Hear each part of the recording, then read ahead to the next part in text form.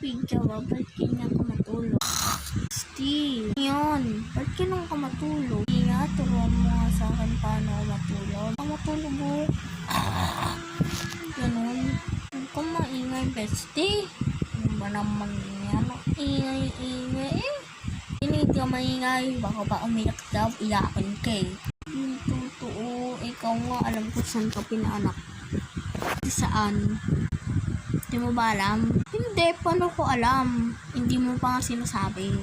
Tain ang puwet ng mama mo. Grabe ka naman ah. Kala mo nga, alam ko saan ka din pinaanak. Hindi din pala alam nito eh. Hindi ko alam, hindi mo pa nga sinasabi din sa akin eh. Doon ka pinaanak sa iye ng mama mo.